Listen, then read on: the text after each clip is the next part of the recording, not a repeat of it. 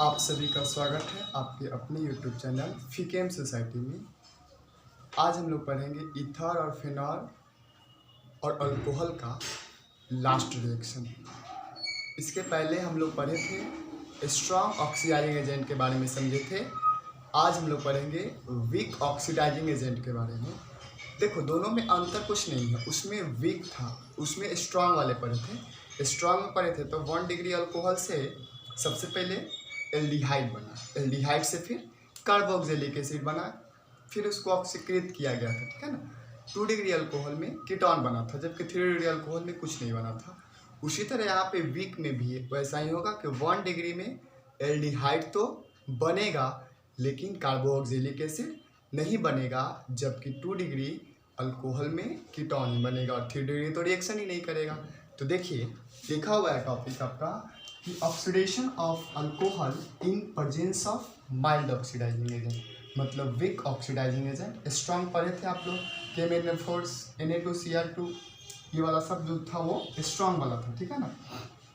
यहाँ पे देखिए वीक में हम लोग क्या पढ़े थे कि PCC और CrO3 जो होता है वो वीक में होता है। तो देखेंगे एक में क्या आ जाएगा 1 डिग्री अल्कोहल CH2 और OH, ये कितने डिग्री का अल्कोहल है तो 1 डिग्री अल्कोहल है।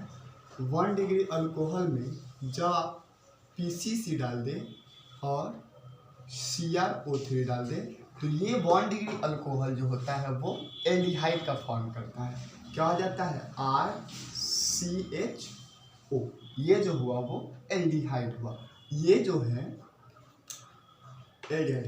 देखिए पिछले क्लास में हम लोग स्ट्रॉन्ग के बारे में पढ़े थे, स्ट्रॉन्ग वाला भी एल्डिहाइड बना था। एल्डिहाइड से फिर हम क्या बोलते हैं ऑक्सीडाइज इसको करे थे तो कार्बोक्सिलिक एसिड बना था क्योंकि वो स्ट्रॉन्ग था। अब मान लो ना कि जैसे वीक है तो प्रोडक्ट तो वही बनाएगा ना, ये अगला स्टेप में रिएक्शन नहीं करेगा। दो में देखिए अगर आप कर देते हैं RCH और R, फिर ये हो जाएगा OH। कितने डिग्री का अल्कोहल है 2 डिग्री का अल्कोहल है। 2 डिग्री अल्कोहल में जब आप PCC और CrO3 डाल देते हैं तो ये कीटोन बना देता है, carbon double bond oxygen R और R, ये जो है वो कीटोन बना देगा। फिर आप क्या होगा 3 डिग्री अल्कोहल में R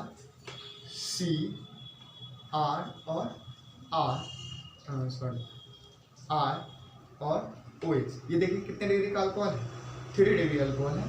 3 डिग्री अल्कोहल में जब हम PCC और CrO3 डाल देते हैं तो ये नो रिएक्शन करता है, ठीक है ना। हालांकि हम स्ट्रॉन्ग में समझे थे कैसे कर रहा है, ठीक है ना। चलिए नोट डाउन।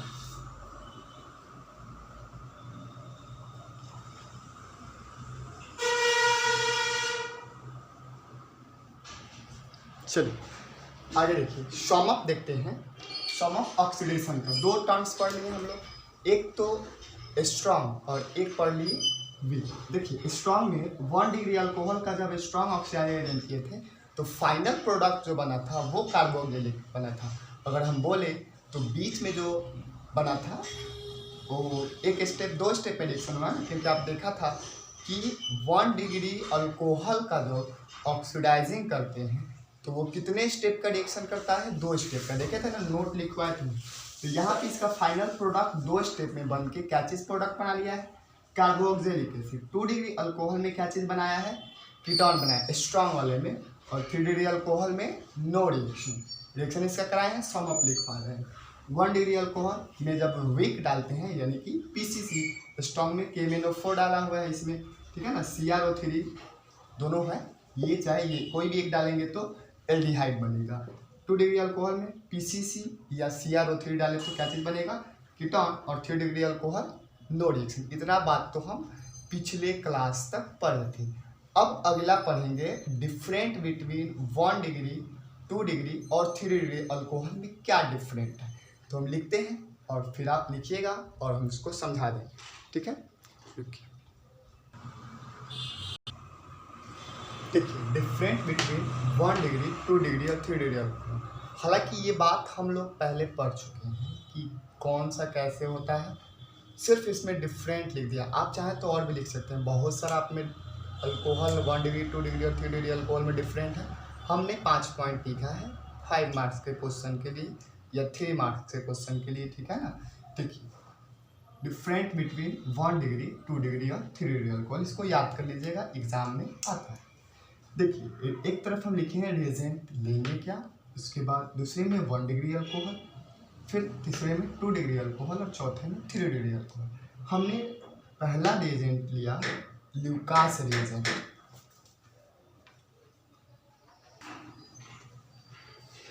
पहला हमने लिया ल्यूकास रिएजेंट, जिसका कंसंट्रेशन, ल्यूकास एजेंट होता क्या है, तो कंसंट्रेशन ऑफ HCl और अनहाइड्राइड ZnCl होता है। तो उसमें क्या होता है कि 1 डिग्री अल्कोहल जो होता है वो रिएक्शन नहीं करता है रूम टेम्परेचर पे। 2 डिग्री अल्कोहल में है reaction take place after 5 minute, यानी कि 2 डिग्री अल्कोहल जो होता है वो 5 मिनट के बाद करता है, लेकिन इसमें गंदापन भी कितने मिनट के बाद आ जाएगा, 5 मिनट के बाद। उसके बाद 3 डिग्री अल्कोहल है रिएक्शन टेक प्लेस इमीडिएटली, मतलब कि इसमें रिएक्शन जो होता है 3 डिग्री अल्कोहल ल्यूकास एजेंट से वो काफ़ी जल्दी कर लेता है और इसमें गंदापन भी रिएक्शन में काफ़ी फास्ट आता है, ठीक है ना।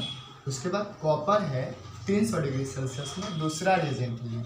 इसमें क्या होगा कि 1 डिग्री जो होता है वो एल्डिहाइड का निर्माण करता है और 2 डिग्री अल्कोहल जो होता है वो कीटोन का निर्माण करता है, जबकि 3 डिग्री अल्कोहल जो होता है वो अल्कीन का निर्माण करता है, ठीक है। इतना पॉइंट तो हम लोग पढ़ चुके थे कि कॉपर 300 डिग्री सेल्सियस पे एल्डिहाइड बनाता है, 1 degree alcohol 2 degree alcohol ketone और 3 डिग्री अल्कोहल अल्कीन बनाता है। उसके देखिए जब आप स्ट्रॉन्ग ऑक्सीडाइजिंग एजेंट लेते हैं तो 1 डिग्री अल्कोहल जो होता है वो कार्बोक्सिलिक एसिड बनाता है, 2 डिग्री अल्कोहल जो होता है वो कीटोन बनाता है और 3 डिग्री अल्कोहल जो होता है वो रिएक्शन ही नहीं करता क्योंकि उससे हाइड्रोजन नहीं निकलता, इसी कारण नहीं करता। अगर आप क्लास किए होंगे तो आप जान रहे होंगे कि इसमें हाइड्रोजन नहीं होता है, इसी कारण ये अभिक्रिया नहीं किया था। माइल्ड ऑक्सीडाइजिंग एजेंट में 1 डिग्री अल्कोहल एल्डिहाइड का, 2 डिग्री अल्कोहल कीटोन का और 3 डिग्री अल्कोहल नो रिएक्शन करता है। उसके बाद विक्टर मेयर टेस्ट हालांकि पढ़े नहीं है, अभी जस्ट इसके बाद विक्टर मेयर टेस्ट ही पढ़ेंगे। विक्टर मेयर टेस्ट में जो होते हैं वो 4 स्टेप में रिएक्शन होता है। पहला स्टेप होता है रेड फास्फोरस I2 से, दूसरा AgNO3 और तीसरा HNO और चौथा NaOH, मतलब 4 स्टेप में रिएक्शन करता है। उसमें क्या होता है कि 1 डिग्री अल्कोहल जो होता है वो ब्लड रेड कलर देता है, ठीक है ना।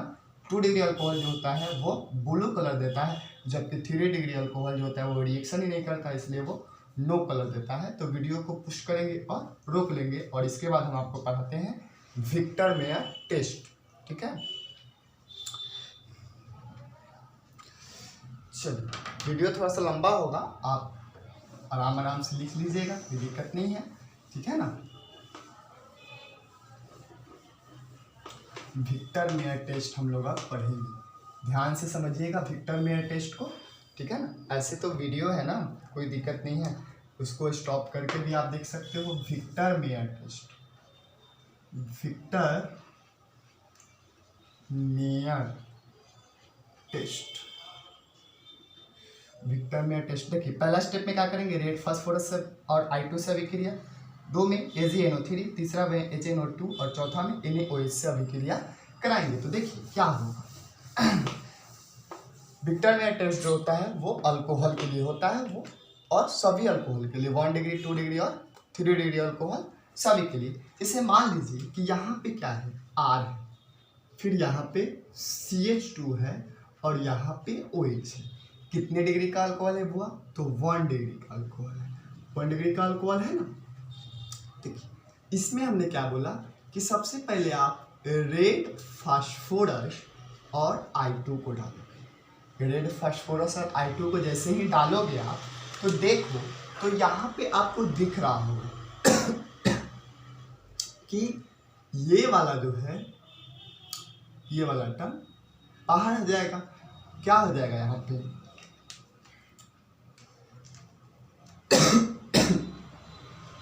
RCH2 और यहाँ पे क्या आ जाएगा, आ जाएगा, ठीक है। अब क्या करेंगे, इसमें AgNO2 डाल देंगे। AgNO2 डालोगे, जैसे ही Ag देखिए AgNO2 लिखे हैं। AgNO2 जैसे ही डालोगे तो यहाँ पे देखो तो I पे कौन सा टर्म होता है, माइनस, और Ag पे कौन सा चार्ज होता है, प्लस का। अब ये प्लस और माइनस वाले भाई साहब जो हैं वो क्या हो जाएंगे, बाहर निकल जाएंगे, यानी कि AgI बाहर निकल जाएगा, सिल्वर आयोडाइड बाहर निकल जाएगा, तो हो क्या जाएगा, तो RCH2 और NO2। तो स्टेप में हो गया। अब क्या करेंगे, इसमें HNO2 डाल देंगे, HNO2 डाल देंगे। अच्छा, HNO2 को अगर हम चाहें तो HAO और NO के फॉर्म में लिख दे तो कोई दिक्कत है क्या। देखिए ना यहाँ पे H तो H, 2 ऑक्सीजन है तो 2 ऑक्सीजन, नाइट्रोजन है तो नाइट्रोजन। ऐसा करने से हमको क्या होगा, यहाँ से मेरा H2O निकलता दिख रहा। आप ध्यान से देखिए तो कहाँ से H2O निकल रहा है। मान लीजिए कि यहाँ से आप H2 ले लेते हैं और यहाँ से आप O ले लेते हैं, तो क्या चीज़ बाहर निकल जाएगा, हुआ H2O बाहर निकल जाएगा। बात समझ रहे हैं ना। ये आपका RCH2 और NO2 आया, इसमें HNO2 डाल दें। इसको आप चाहें तो HONO के फॉर्म में लिख सकते हैं। यहाँ से देखिए तो ये H2 है और यहाँ पे ये O है, यानी कि देखा जाए तो H2O बाहर निकल जा रहा है, अब देखिए तो यहाँ पे R हो जाएगा, फिर यहाँ पे कार्बन है, इससे डायरेक्ट कौन जुड़ा हुआ है, NO2 जुड़ा हुआ है, NO2 जोड़ देंगे। फिर यहाँ पे क्या लिख देंगे, डबल बॉन्ड नाइट्रोजन, और नाइट्रोजन से क्या जुड़ा है, तो ऑक्सीजन जुड़ा है, ऑक्सीजन और ऑक्सीजन डबल बॉन्ड बनाता है, इसलिए एक इधर दिए और एक इधर दिए, और हाइड्रोजन सिंगल बॉन्ड बनाता है, इसलिए इधर एक सिंगल बॉन्ड दिए, और नाइट्रोजन ट्रिपल बॉन्ड बनाता है, इसलिए ट्रिपल बॉन्ड हो गया। इसको आप चाहें क्या, हम इसको नाइट्रोलिक अम्ल बोलते हैं, नाइट्रोलिक एसिड बोलते हैं, ठीक है ना। इसमें जैसे ही आप NaOH का घोल डाल दोगे, क्या चीज़ डाल दोगे, घोल डाल दोगे NaOH को, तो ये नाइट्रोलिक एसिड जो होता है वो एक कलर देता है, और वो कलर जो होता है वो ब्लड रेड कलर होता है। कोई दिक्कत, अगर आपसे कोई पूछे कि 1 डिग्री अल्कोहल का जब हम विक्टर मेयर टेस्ट करते हैं या विक्टर मेयर रिएजेंट डालते हैं तो वो कौन सा कलर देता है, तो ब्लड रेड कलर देता है। कौन सा एसिड का निर्माण करता है, तो नाइट्रोलिक एसिड का निर्माण करता है। Okay, note down. उतारिए तो मैं 2 डिग्री बताता हूँ, वीडियो को पुश करेंगे और लिख लेंगे। चलिए,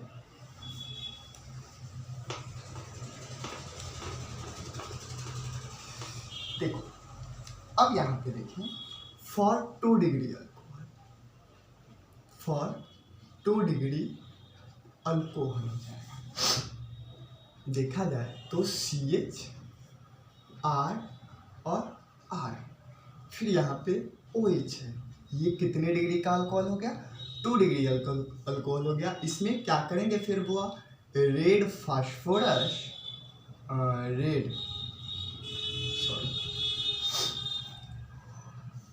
क्या चीज लिखेंगे, रेड फास्फोरस, और हम I2 डाल देंगे, ठीक है। तो क्या हो जाएगा, CH हो जाएगा, फिर इधर से R हो जाएगा, R हो जाएगा, फिर यहाँ पे I हो जाएगा। फिर इसमें क्या करेंगे, AgNO2 डाल देंगे, AgNO2 डाल देंगे, तो यहाँ से AgI बाहर निकल जाएगा, और क्या हो जाएगा, CH R और NO2 हो जाएगा, ठीक है ना। इतना में कोई दिक्कत तो नहीं होगा। अब देखिए फिर क्या करेंगे बाबू, इसमें क्या चीज़, HNO2 डाल देंगे, HNO2 डाल देंगे, और इसको क्या करेंगे, फिर हम उसी तरीके से तोड़ देंगे HO और NO के फॉर्म में। देखा जाए तो यहाँ से जल बाहर निकलता दिख रहा होगा। देखिए ये तब का 2 डिग्री अल्कोहल के साथ NO2 जुड़ा हुआ है। अब आप यहाँ से देखें तो मान लीजिए कि यहाँ से H है और यहाँ से H है, और यहाँ से आप चाहें तो OH ले सकते हैं, तो क्या चीज़ बाहर निकल जाएगा, बोलिए, जल बाहर निकल जाएगा। जल बाहर निकल जाएगा तो ये क्या हो जाएगा, CH, फिर R, फिर R, फिर इससे डायरेक्ट जुड़ा हुआ है NO2, फिर इससे क्या, सॉरी, यहाँ से तो H आप निकाल चुके हो ना, क्या हो जाएगा फिर यहाँ से N डबल बॉन्ड ऑक्सीजन। देखिए नाइट्रोजन ट्रिपल बॉन्ड बना लिया, ऑक्सीजन डबल बॉन्ड बना लिया, फिर इसमें क्या चीज़ डाल देंगे हम, NaOH डाल देंगे, NaOH डाल देंगे तो ये कौन सा कलर दे देगा, ब्लू कलर देता है। अब बताइए, अब तो आप बोल रहे हो कि यार ये कैसे जान रहे हैं कि ब्लू कलर, अरे बुआ तो ये लैब मेथड है, लैब में प्रिपरेशन करके आपके बुक में कलर लिखा हुआ है, अगर आप चाहें तो लैब में जाएंगे तो ये 2 डिग्री अल्कोहल बिल्कुल कौन सा कलर देगा, ब्लू कलर देगा। चलिए देखिए 3 डिग्री अल्कोहल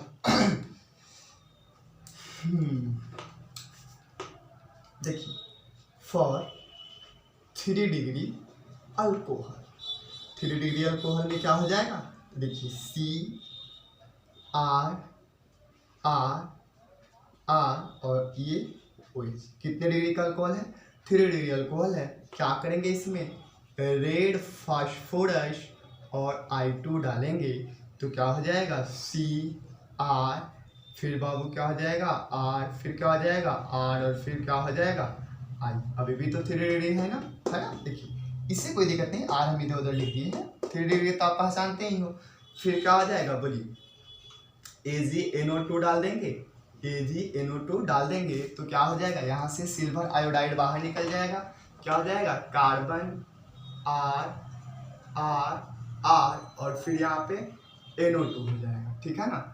अगला स्टेप में क्या करेंगे हम लोग, तो यहाँ पे HNO2 डाल देंगे, HNO2 डाल देंगे तो HO और NO, देखिए तो यहाँ से कुछ निकलता दिख रहा है क्या, नहीं दिख रहा है, तो ये क्या करेगा, अभिक्रिया नहीं करेगा, इसलिए क्या करेंगे, यहाँ पे नो रिएक्शन लिख देंगे। और जब रिएक्शन करवे नहीं किया तो बोलिए, जब इसमें आप NaOH डालिएगा तो कलरवा देगा क्या, नहीं देगा ना बउआ, नहीं देगा।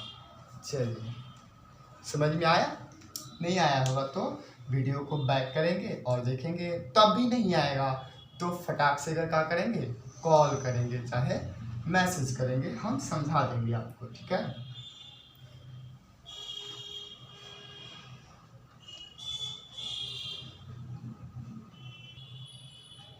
चलिए अब हम लोग 3 गो केस पढ़ेंगे, ठीक है ना।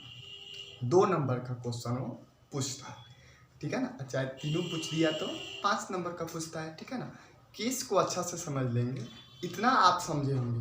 कुछ PDF है नोट्स का, जैसे लैंग्वेज है उसका हम आपको पिक खींच के ग्रुप में डाल देंगे, आप उसको नोट डाउन कर लीजिएगा। अगर फिर किसी पॉइंट को समझने में दिक्कत होगा तो उसका मैं छोटा सा पेज रिकॉर्डेड वीडियो बना दूँगा, ठीक है ना। चलिए केस लिखेंगे, पहला केस क्या चीज़ लिखेंगे बुआ, केस फर्स्ट लिखिएगा, जल तथा एलिफैटिक अल्कोहल, जल तथा एलिफैटिक अल्कोहल के अम्लीय शक्ति की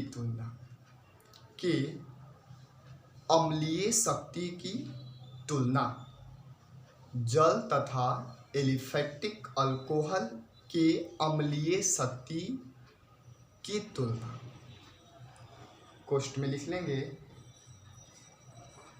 कंपैरिजन ऑफ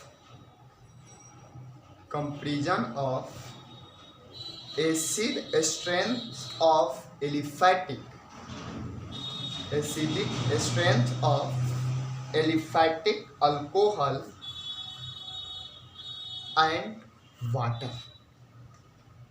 मतलब यहाँ पे एलिफैटिक अल्कोहल और जल के बीच में ये बताना है कि किसका अम्लीय शक्ति जो होता है वो ज़्यादा होता है। तो भाई जल का ही अम्लीय शक्ति ज़्यादा होगा, क्योंकि जो आसानी से टूट जाए और जिसके पास इलेक्ट्रॉन की डेंसिटी कम हो वो आसानी से टूट जाएगा। अब मान लीजिए किसी के पास इलेक्ट्रॉन काफ़ी ज़्यादा हो तो वो टूटेगा क्या? अच्छा सपोजली मानो कि अगर कोई धनी व्यक्ति है और कोई गरीब व्यक्ति, तो आप बताइए किसको तोड़ना ज़्यादा आसान है? तोड़ने मतलब समझ रहे हैं ना, पीटना उठना किसको ज़्यादा आसान है, धनिक को कि गरीब? अगर मान लो कि हम अकेले हैं, ठीक है, और आप लोग 2-3 आदमी, तो आपके पास इलेक्ट्रॉन का डेंसिटी ज़्यादा है, मतलब आपका शक्ति जो है वो ज़्यादा है, और मैं अकेले मतलब सेम लेवल, मतलब आप शक्ति का बात कर रहे हैं कि मेरा जो शक्ति है वो शक्ति है मेरे इतना ही, आप लोग के 3-4, चाहे एक को मान लो कि एगो मेरे 2 है अगर, और उसका शक्ति अगर ज़्यादा है तो बताओ तो ज़्यादा हमको जल्दी तोड़ पाओगे या वो वाला टूटेगा?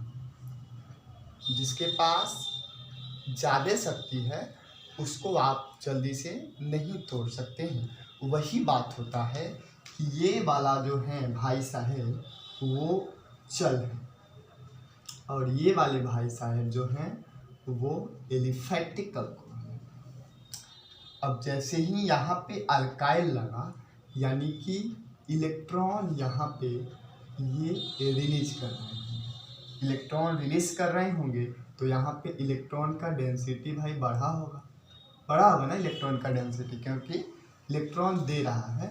तो इसमें से क्या हो जाएगा कि R और O हो जाएगा, R और O, यहाँ पे ये निगेटिव टर्मिनल के साथ हो जाएगा जिसको हम बोलेंगे कंजुगेशन बेस। अब प्लस ये क्या हो जाएगा H प्लस हो जाएगा, ठीक है ना। अब यहाँ पे ये H2O है, H2O को तोड़ेंगे, H2O को तोड़ेंगे तो ये आसानी से, अब यहाँ पे ये O था, यहाँ पे H था, अलग अलग करके तोड़े तो ये अल्काइल था इसलिए ये इलेक्ट्रॉन रिलीज कर रहा है, रिलीज किया तो यहाँ पे इलेक्ट्रॉन का डेंसिटी बढ़ा, ठीक है ना। इसलिए कंजुगेशन, क्योंकि निगेटिव टर्मिनल वाला जो होता है वो कंजुगेशन बेस होता है, लेकिन ये आसानी से टूटा नहीं। यहाँ पे इलेक्ट्रॉन का डेंसिटी क्या है अभी भी ज़्यादा है, लेकिन अगर H2O का बात करें तो ये H प्लस और OH माइनस के फॉर्म में ये टूट जाएगा, यानी कि ये कंजुगेशन बेस जो है वो आसानी से है, ठीक है ना। ये वाला जो है यहाँ पे ये कौन चीज़ है तो प्लस आई इफेक्ट है, ठीक है। ये इलेक्ट्रॉन को रिलीज किया इसलिए यहाँ पे इलेक्ट्रॉन का डेंसिटी ज़्यादा है, और ये यहाँ पे ये आसानी से टूट गया इसलिए यहाँ पे इलेक्ट्रॉन का डेंसिटी ज़्यादा नहीं है। तो इसको तोड़ना जो है वो ज़्यादा कठिन होता है और इसको तोड़ना इजी होता है, इसीलिए इसका एसिडिक स्ट्रेंथ जो होता है वाटर का ज़्यादा होता है जबकि एलिफैटिक अल्कोहल का कम होता है। तो लैंग्वेज लिख लेंगे डैश देकर,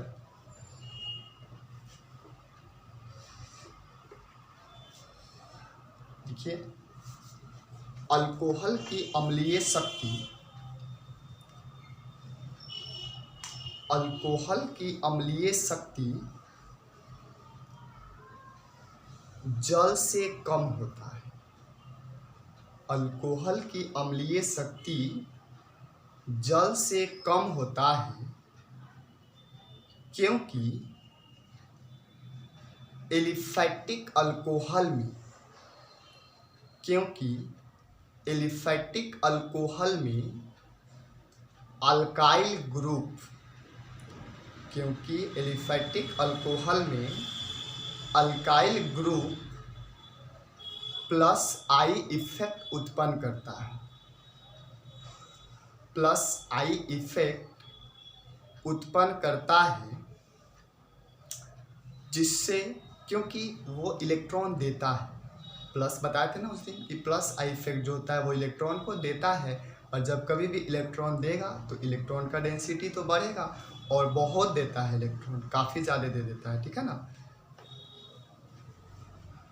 जिससे ऑक्सीजन परमाणु के चारों तरफ इलेक्ट्रॉन का घनत्व बढ़ जाता है। चारों तरफ इलेक्ट्रॉन का घनत्व बढ़ जाता है। फलस्वरूप H+, ऐसे लिखेंगे H+ अर्थात प्रोटॉन, उस दिन बताए भी थे कि प्रोटॉन जो होता है वो इलेक्ट्रॉन के बराबर होता है, और यहाँ पे बुक में प्रोटॉन का चर्चा किया गया है, इसीलिए हम बार बार प्रोटॉन बोलते हैं। प्रोटॉन का विमोचन कठिन हो जाता है, मतलब इसको तोड़ना जो होता है वो मुश्किल होता है। तोड़े भी हैं तो बहुत दिक्कत हुआ होगा, क्योंकि यहाँ पे इलेक्ट्रॉन का डेंसिटी काफ़ी ज़्यादा है, मतलब इलेक्ट्रॉन काफ़ी ज़्यादा है। वही दूसरे तरफ जल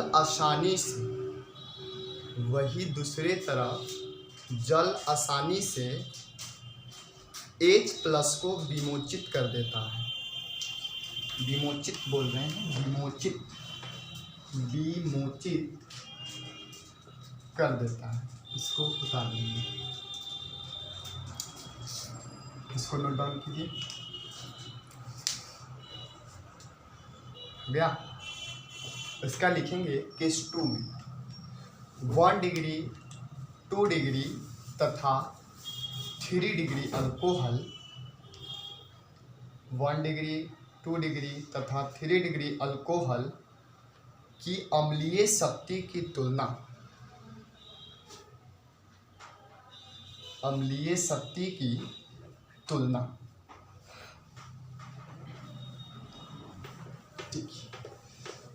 केस 2 हो गया ये। इसमें बताना है कि किसका अम्लीय शक्ति सबसे ज़्यादा है। अब यहाँ पे बात कंफर्म है कि जो सबसे कम आई इफेक्ट उत्पन्न करेगा वो एसिडिटी उसका ज़्यादा होगा, क्योंकि कम आई इफेक्ट उत्पन्न करेगा यानी कि इलेक्ट्रॉन कम देगा, और कम इलेक्ट्रॉन रहेगा तो आसानी से तोड़ देंगे, और जिसको आसानी से तोड़ देंगे उसका एसिडिटी सबसे ज़्यादा होगा। यही उसका फंडा है। देखिए यहाँ पे मान लीजिए ये R है, ये CH2 है, और ये इधर से R CH2 है और ये OH है। ये 1 डिग्री अल्कोहल है, R CH R और OH ये 2 डिग्री अल्कोहल है, और ये R C R R और OH ये 3 डिग्री अल्कोहल है। बात करें तो ये वाला अल्काइल जो है इधर इलेक्ट्रॉन रिलीज करेगा, यानी कि ये प्लस आई इफेक्ट उत्पन्न करेगा। इसका बात करें तो ये अपना इलेक्ट्रॉन इधर रिलीज करेगा, यानी कि ये प्लस आई इफेक्ट उत्पन्न करेगा। इसका बात करें तो ये अपना इलेक्ट्रॉन इधर रिलीज करेगा, यानी कि ये प्लस आई इफेक्ट उत्पन्न करेगा। इसका बात करें तो ये अपना इलेक्ट्रॉन इधर रिलीज करेगा, इसलिए ये प्लस आई इफेक्ट होगा। ये इधर इलेक्ट्रॉन रिलीज करेगा, इसलिए ये प्लस आई इफेक्ट उत्पन्न करेगा, और ये इधर इलेक्ट्रॉन रिलीज करेगा, इसलिए ये प्लस आई इफेक्ट उत्पन्न करेगा। ठीक है ना।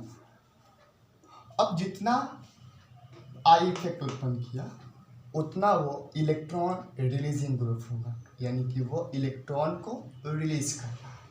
अगर हम बात करें तो ये 1 डिग्री में जो है वो plus I effect due to 1 ERC electron releasing group, plus 2 degree का बात करें तो plus I effect due to electron releasing group, इसका बात करें क्योंकि यहाँ पे देखिए 2 इलेक्ट्रॉन रिलीज कर रहा है, प्लस आई इफेक्ट मतलब जो आई इफेक्ट उत्पन्न करता है वो इलेक्ट्रॉन देता है, रिलीज करता है, plus I effect due to 3 electron releasing. अब देखिए, अब बात किया जाए तो जब हम लोग इधर से इधर आए, इधर से इधर आ रहे हैं, तो अगर प्लस आई इफेक्ट जो है, प्लस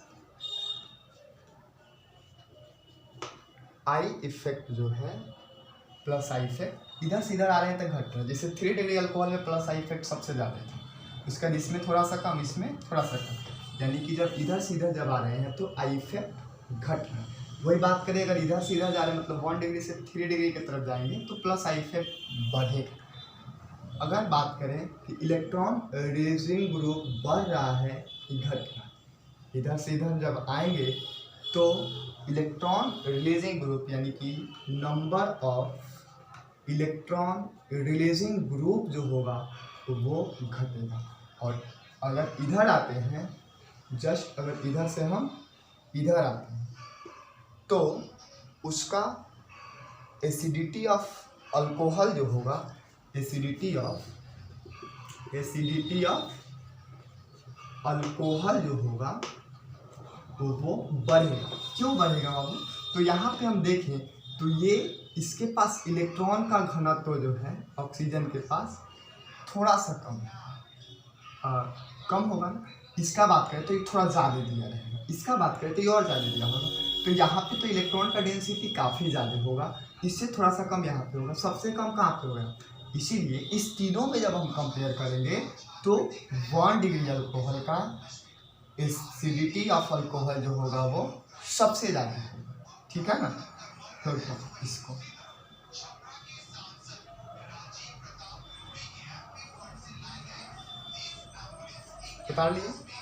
उतार लिए हैं तो क्वेश्चन देखिए 3 डिग्री अल्कोहल की अम्लीय शक्ति, 3 डिग्री अल्कोहल की अम्लीय शक्ति 2 डिग्री तथा 1 डिग्री अल्कोहल की अम्लीय शक्ति से, 3 डिग्री अल्कोहल की अम्लीय शक्ति 2 तथा 1 डिग्री अम्लीय शक्ति, सॉरी एक बार मिला लीजिए, 3 डिग्री अल्कोहल की अम्लीय शक्ति 2 डिग्री तथा 1 डिग्री की अम्लीय शक्ति से कम होता है। क्यों? तो आप इसको लिख के हमको आंसर ग्रुप में भेजिएगा, हम देखेंगे, श्योरली भेजिएगा, ठीक है ना। समझ में आ रहा है? तो क्या लिखेंगे? तो लिखेंगे कि 3 डिग्री अल्कोहल में अल्काइल ग्रुप की संख्या अधिक होती है, जो अधिक प्लस आई इफेक्ट उत्पन्न करता है। इसीलिए इसका जिसमें ऑक्सीजन पे इलेक्ट्रॉन का घनत्व काफ़ी ज़्यादा होता है, जिससे इसको तोड़ना, इसके प्रोटॉन को विमोचित करना ज़्यादा विमोचित करना जो होता है वो ज़्यादा कठिन होता है। जबकि 1 डिग्री अल्कोहल पे ऑक्सीजन पे इलेक्ट्रॉन का घनत्व जो होता है वो कम होता है। क्यों कम होता है? क्योंकि प्लस आई इफेक्ट उत्पन्न एक ही करता है, ठीक है ना। इसीलिए इसका एसिडिटी जो होता है वो ज़्यादा होता है, ठीक है ना। चलिए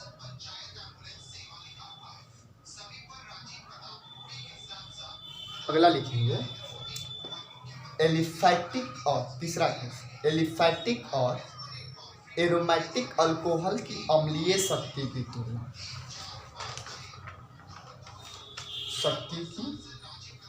तुलना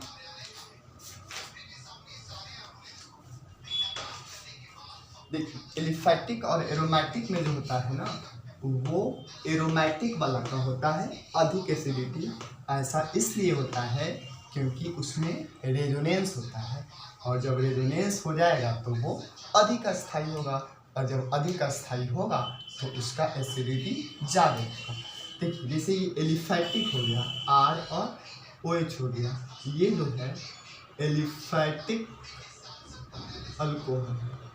जब इसका बात करें हम तो R और O, यहाँ पे इलेक्ट्रॉन का डेंसिटी बढ़ा रहा है इसका, और H+ यानी कि ये क्या है आपका कंजुगेशन बेस हो। अब बात करें हम एरोमेटिक अल्कोहल का, तो ये हो गया O और H होगा, ठीक है। एरोमेटिक अल्कोहल हो जाएगा। इसको जब आप तोड़ेंगे तो ये रेजोनेंस करेगा, क्योंकि ये रेजोनेंस अपना करते रहेगा। रेजोनेंस करेगा तो ये ज़्यादा अस्थायी हो जाएगा, यानी कि अनुनाद करेगा तो ये ज़्यादा अस्थायी हो जाएगा, यानी कि ये यहाँ पे और यहाँ पे। तो मान लीजिए O है, ठीक है ना। इस बॉन्डवा को क्या करेंगे हम, उठा लेंगे ना, उठा के इसको नचाने लगेंगे ऐसे, फिर इस भाई साहब को निकाल लेंगे और ये भाई साहब H+ जो है सो इधर आ जाएंगे। तो ये कंजुगेशन बेस है, क्योंकि निगेटिव टर्मिनल है और ये कौन सा टर्मिनल हो गया है, पॉजिटिव है। तो इसको फेनो ऑक्साइड भी बोल सकते हैं, ठीक है ना। मेसोमेरिक मोर स्टेबल जो होता है, बोल लीजिए ना, फेनो ऑक्साइड हो गया।